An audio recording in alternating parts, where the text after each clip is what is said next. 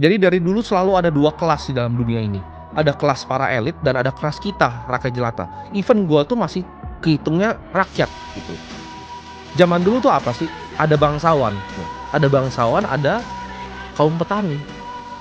Ketika ada bangsawan dan ada kaum petani, bangsawan ini nggak suka kaum petani bisa punya hidup yang seperti bangsawan ini, ya. Ini gue kalau misal di dunia ini ya, ini gue masih petani juga. Even sekarang ini gue masih kaum petani.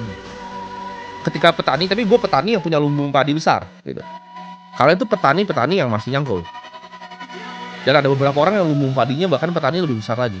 Ya, tapi mereka bukan bangsawan dan mereka nggak akan pernah bisa jadi bangsawan. Nah, apa yang terjadi? Ketika petaninya udah mulai banyak nih, yang ibaratnya nih punya lumbung padi yang besar. Bangsawan zaman dulu untuk bikin petaninya kerja, kalau nggak kerja, nggak masuk lagi, lumbung padi dibakar. Dan menurut gue ini kenapa adanya siklus ekonomi, karena mereka perlu bakar lumbung padinya, ya. Jadi kalau kalian perhatiin 2008, ya kan di Amerika lumbung padi dibakarin.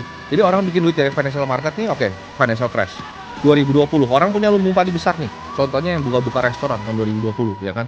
Restoran seafood besar-besar segala macam, lumbung padinya mulai banyak dibakar Covid. Dan menurut gue ini ketika kalian bisa lihat ya, misalnya pasar secara global, oh udah mahal harga-harganya, mereka akan bakar lagi lumbung padinya. 2030 menurut gue lumbung padinya dibakar lagi. Dan ini udah kelihatan kan, ada perang-perang seperti ini. Ini sistematis gitu.